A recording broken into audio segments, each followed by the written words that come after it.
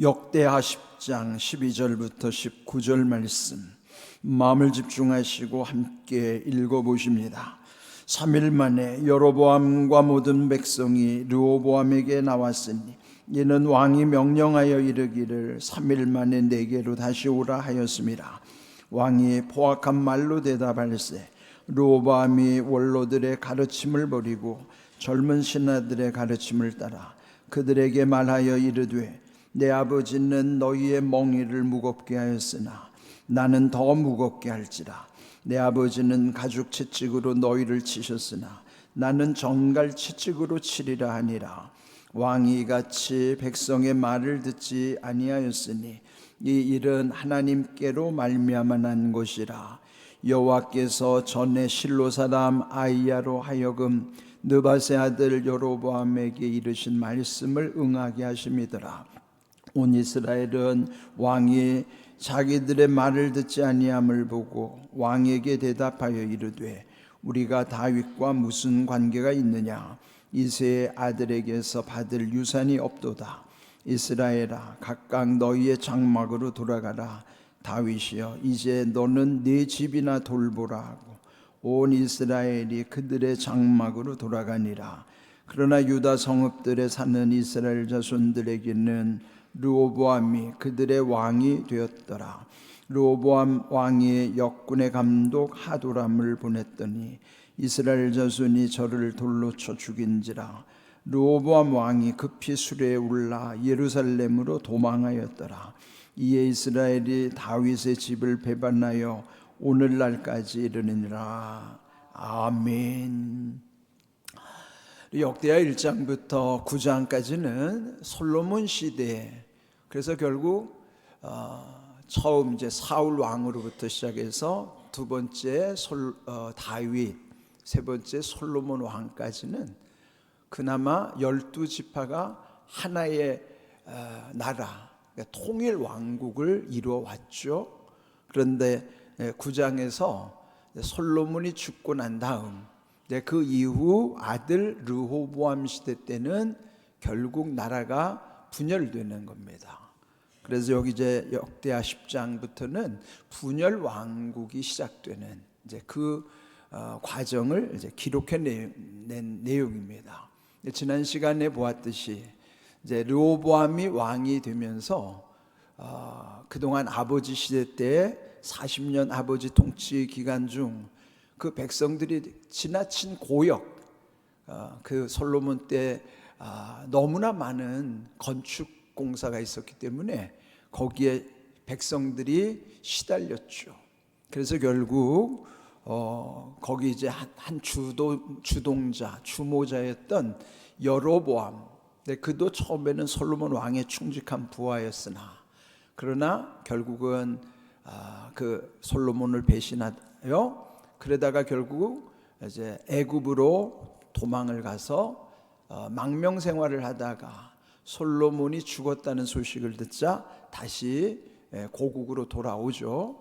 그래서 그동안에 너무 지쳐있던 백성들, 특별히 북쪽의 10지파, 그러나 이제 이 남쪽에는 유다와 베냐민 두 지파만이 이 남왕국으로, 그리고 이제 북쪽에는 결국 나머지 10개의 지파 동맹이 이스라엘이라고 하는 또 다른 나라를 세우게 되는 것이죠. 북이스라엘과 남유다로 이렇게 이제 갈라지는 그런 과정이었어요. 그래서 이제 그 여로보암 중심으로 그 백성들이 이 왕을 찾아왔죠. 그 르호보암 왕에게 그 선친 솔로몬 때 이렇게 너무나 여기서 이제 계속 강조됐던 것이 무거운 멍에로 고통을 당했으니까 백성들을 좀 멍에를 가볍게 해주십시오. 이제 그랬지만은 이제 결국 이 르호보암이 그들을 돌려보내면서 사흘 후에 오면은 내가 답을 주겠다. 그리고 이제 오늘 본문에 보면 사흘이 지난 다음 다시 찾아오는 내용이었어요. 그는 이 르호보암 왕이 자기의 이 현안을 자문하는 데 있어서 이제 두 그룹에게 자문을 구한 거예요.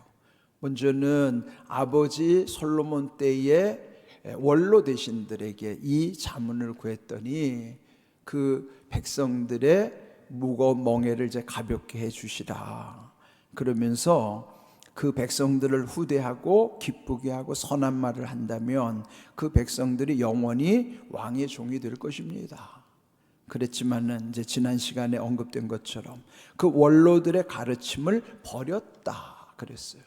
그리고 자기와 함께하는 젊은, 그러니까 소장층 대신들에게 물었더니 그들은 정반대의 답을 준 거예요. 오히려 아버지 때보다도 더 철권 통치를 하라고. 그러면서 그 솔로몬 때는 가죽 채찍으로 그들을 다스렸다면 이제는 전갈 채찍으로 그들을 다스립시오. 그렇게 해서 결국은 이제 사흘 후에 온 그 백성들 대표에게 오늘 하는 말입니다. 자, 찾아왔는데 13절, 그 르호보암 왕이 포악한 말로 대답할세. 르호보암이 원로들의 가르침을 버렸다 그러는 거예요. 자, 먼저 중요한 게 우리는요 메시지 전달을 말로 하잖아요. 우리 이제 서로 그게 어떤 공적 관계든지 사적 관계든지 보면은 우리는 다 자기 의사를 일단 말로 표현합니다. 그럴 때 중요한 것은 그 말 속에 벌써 드러나잖아요.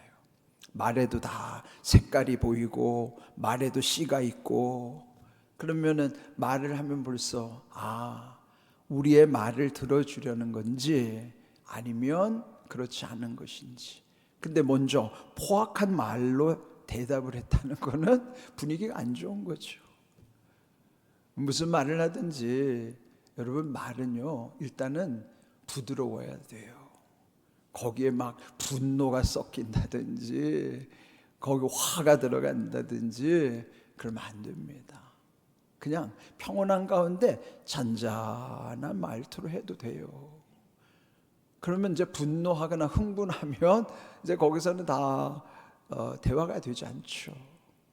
그러니까 우리가 무엇을 하든지 여러분 이 말을 할 때 흥분하면은 그 사람 지는 거예요.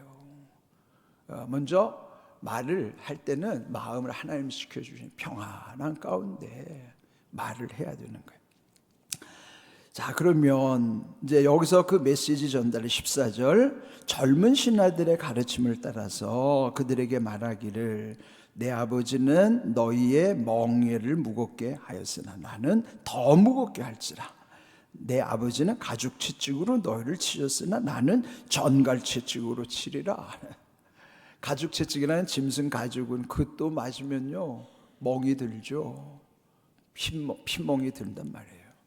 그런데 전갈 채찍이라는 거는 그 채찍 끝에다가 짐승의 뼈나 이런 어떤 쇠갈고리 같은 거를 다루는 게 그게 전갈 채찍인데, 그런 채찍을 한번 몸에 닿기만 하면은 살점이 떨어져 나가고 피가 튀는 거예요. 막 예수님이 십자가의 길을 갈 때 맞은 채찍이 이런 전갈 채찍입니다.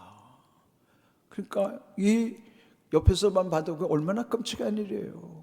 살점이 뚝뚝 떨어져 나가면서 피가 쏟아나는 걸 한번 상상해 보십시오.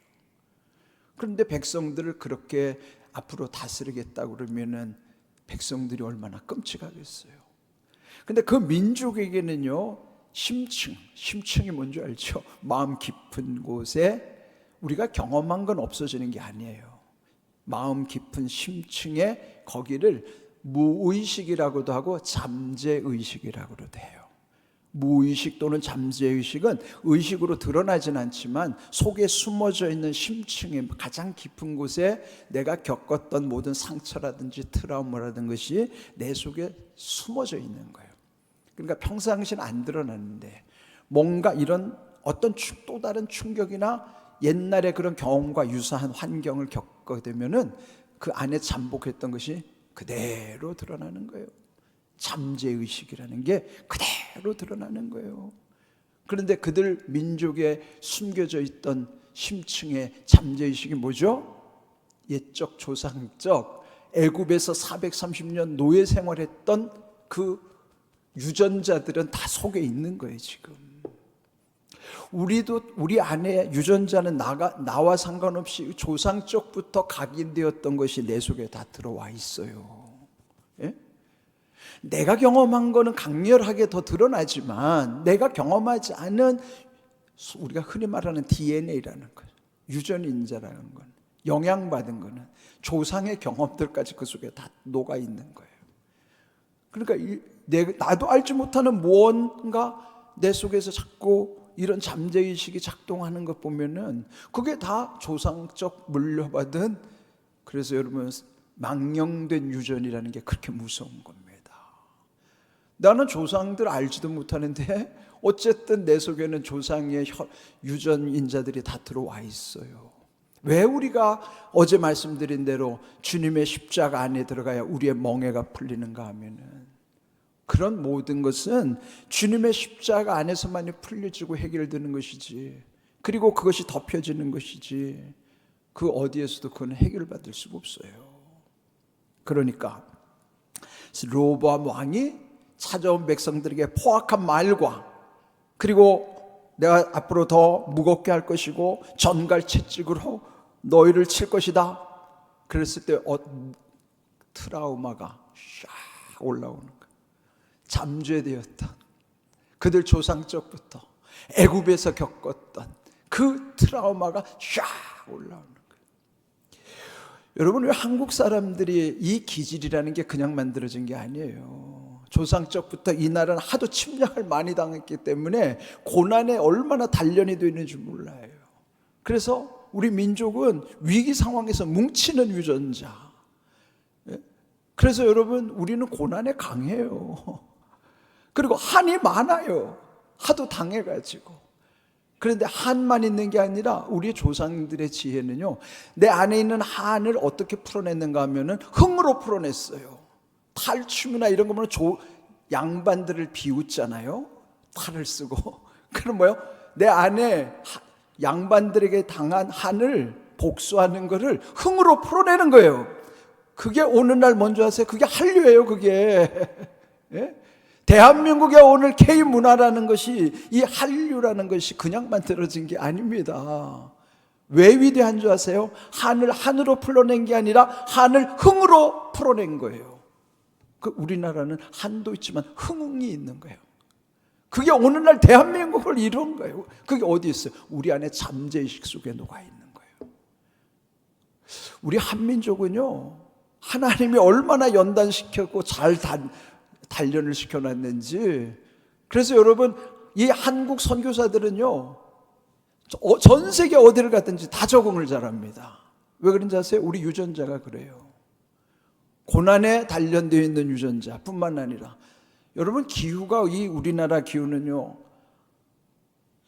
추울 때는 북한에는 영하 20도 30도까지 내려가죠.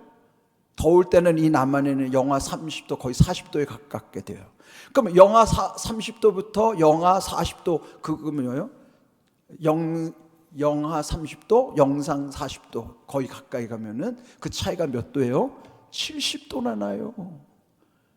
그러면은 전 세계 어디 가든지 다 적응합니다. 어떤 기후이든지. 왜 그럴까요? 하나님이 우리를 그렇게 단련시키셔서 지금 쓰고 계시는 거예요. 그러니까 지금 이 르호보암이 그 백성들에게 하는 말이, 과거에 안 좋았던 그 트라우마들이 다시 복귀되는 거예요. 살아나는 거예요. 그러면 이제 더 이상 르호보암 왕을 자기들은 인정하지 않는 거죠. 그렇게 해서 결국은 찢어지는 거예요. 그런 다음 15절, 왕이 이같이 백성의 말을 듣지 아니하였으니 이 일은 하나님께로부터 말미암아 난 것이라. 그는 이미 하나님으로부터 멀어져 왔던 결과가 결국 하나님의 뜻이 지금 여기서 이루어지고 있는 거예요. 그럼 뭘까요? 하나님의 심판의 경고가 이루어지는 거예요. 이게 무서운 거죠. 이게 결국 배후에는 하나님의 뜻대로 이루어지고 있다는 것이에요. 그래서 여러분, 중요한 거는 사람이 경영을 해도 그 경영에 대한 응답은 어디로부터 오는가? 하나님께로부터 응답이 와야 되는 거예요. 그거 확인하고 갈까요? 잠언 16장 1절 말씀, 우리 자막을 한번 보겠습니다. 읽어봅니다. 마음의 경영은 사람에게 있어도 말의 응답은 여호와께로부터 나오느니라. 경영은 사람이 하는 거예요. 사람에게 경영하도록 하나님이 우리에게 다 맡기셨어요. 그래서 경영은 사람이 합니다. 그렇다고 해서 그 모든 것이 다 사람의 뜻대로 되느냐? 안 됩니다. 결국 어떻게 해야 돼요? 하나님이 응답하셔야 됩니다. 응답이 어디로부터 와요? 여호와께로부터 오는 거예요. 그래서 우리가 하나님을 믿는 거지. 내 마음대로 다 된다면 왜 하나님이 필요합니까? 내가 하나님이 되는 건데. 그런데 우리가 내 마음대로 되지도 않지만 내 마음대로 해서도 안 되는 거예요. 왜요? 하나님이 응답하셔야 되기 때문에. 경영은 내가 마음대로 해도 돼요. 그러나 응답은 하나님이 주셔야 되는 겁니다. 그래서 여기에 지금 르호보암이 그 나라를 경영하는 원칙에 있어서 그는 지금 자기 멋대로 하다가 이렇게 나라가 찢어지는 거예요. 이게 오늘 우리가 이 말씀을 통해서 배워야 되는 교훈인 것이죠. 하나님께로부터 말미암아 난 것이라. 응답은 하나님께로부터 와야 되는 것입니다. 응답이 뭡니까? 그냥 이루어지는 게 아니에요. 구하는 것에 대한 대답이 응답이에요. 그는 무엇이 전제될까요? 기도가 전제되는 거예요. 기도가 있을 때 응답이 주어지는 거예요. 그래서 우리는 날마다 하나님께 기도하면서 묻고 하나님이 그에 대한 답을 주시기를, 그것이 응답이에요. 모든 답 중에 정해진 답 없죠? 없습니다. 정해진 답, 정답 없어요. 그러나 우리에게 주신 최고의 답은 정답이 아니에요. 응답입니다. 하나님이 주시는 응답이 최고의 답이에요. 여러분, 응답을 늘 구하시길 바랍니다. 그게 바로 우리가 잘 되는 길입니다. 여기 오늘 주신 귀한 말씀. 자, 오늘 중요한 말씀 16절에 있어요. 결국 이스라엘 왕이 자기들의 말을 듣지 아니함을 보고 왕에게 대답하여 이르되 우리가 다윗과 무슨 관계가 있느냐? 이새의 아들들에게서 받을 유산이 없도다. 이스라엘아, 각각 너희의 장막으로 돌아가라. 다윗이여, 이제 너는 내 집으로 내 집이나 돌보라. 여기에 솔로몬이라는 왕 이름도 표시도 안 했어요. 이제는 다윗과도 상관이 없다는 거예요. 무슨 관계가 있느냐? 오늘 제목이 무슨 관계가 있느냐? 관계가 중요해요. 그러면서 이제는 너희와 우리는 아무 상관도 없고 관계가 없으니 너는 내 집이나 돌보라. 내 집이나 돌보라. 이게 무슨 뜻일까요? 너나 잘해라 이 말이에요. 우리가 서로 불신의 관계가 있을 때는 그렇잖아요. 겉으로는 잘 표현 안 해요. 특별히 교양인일수록, 세련된 사람일수록 남에게 듣기 싫은 소리 안 하죠. 근데 속으로는 다 말하고 있어요. 겉으로는 다 이불에 꿀이 뚝뚝 떨어지는 말을 해도 속에서는 뭐라고 하는 줄 아세요? 너나 잘해. 너나 잘해. 들리지가 않죠. 그러나 속으로는 그렇게 말한다니까요. 겉으로는 웃으면서 좋은 말을 하고 꿀이 뚝뚝 떨어져도 속으로는 너나 잘해. 비꼬고 있다 이 말이에요. 이게 우리 오늘 불신 속에서 주어지는 대화예요. 들려지는 소리가 다가 아닙니다. 여러분, 듣기 좋은 소리에 속지 마세요. 너나 잘해. 지금 이 뜻이에요, 이게. 그러면서 무슨 관계가 있느냐? 여러분, 관계가 중요해요. 믿음이라고 하는 것도 우리가 서로 직접 관계를 맺으면 상처를 입고요, 결국은 깨집니다. 우리는 서로 직접 관계가 아닙니다. 중간에 예수님을 통한 관계예요. 그래서 그리스도 안에서 모든 관계가 이루어져야만 그게 잘 될 수 있는 것이지, 그리스도 안에 있는 관계가 아니면 나중에는 다 깨집니다. 상처를 입고 배신하고 그러는 거예요. 사도행전 8장 21절 말씀 한번 자막을 같이 읽어보겠습니다. 하나님 앞에서 내 마음이 바르지 못하니 이 도에는 네가 관계도 없고 분깃될 것도 없느니라. 사마리아에 시몬이라고 하는 마술사가 있었어요. 그런데 베드로가 안수하는 걸 보니까 성령이 임했어요. 베드로에게 찾아가서 자기가 돈으로 성령을 구하니까 네가 돈과 함께 은과 함께 너 망할 것이다 그러면서 한 말이에요. 하나님 앞에서 내 마음이 바르지 못하니 이 복음, 이 말씀에 네가 관계도 없고 분깃될 것도 없느니라. 뭐가 중요할까요? 하나님과의 바름이 중요한 거예요. 마음이 발라야 바른 관계 속에서는 분깃이 뭐예요? 거기 은혜라는 거예요. 분깃은 내게 주시는 복, 그게 있는 거예요. 하나님의 관계 속에는 그 마음과 하나님 안에서의 마음 속의 관계가 분깃과 연결되는 겁니다. 잘 기억하십시오. 우리가 주님과의 관계 속에서 지난 주일날 우리에게 주신 골로새서 3장 17절의 말씀, 또 무슨 일을 하든지 말에나 일에나 다 주 예수의 이름으로 하고 그를 힘입어 하나님 아버지께 감사하라. 그건 무슨 관계예요? 주 예수의 이름으로의 관계, 그를 힘입는 관계, 예수님 안에서의 관계로 하나님께도 감사하고, 그런 관계만이 온전한 관계, 마음이 바를 뿐만 아니라 그 관계 속에 하나님이 주시는 분깃, 거기에 은혜와 복이 있는 거예요. 이런 귀한 은혜를 기억하십시오. 이런 은혜를 누리시기를 바랍니다. 오늘 이 복된 믿음 안에서 우리에게 주신 은혜가 얼마나 귀한가를 기억하시고, 무슨 관계가 있느냐? 관계를 잘 생각하십시오. 먼저 예수님과의 바른 관계, 그게 믿음이에요. 그 가운데 모든 아름다움이 흘러오게 하시는 거예요. 바른 믿음의 관계로부터 온전한 믿음, 복된 믿음으로 이르는 삶이 되기를 주님의 이름으로 축복합니다. 아멘.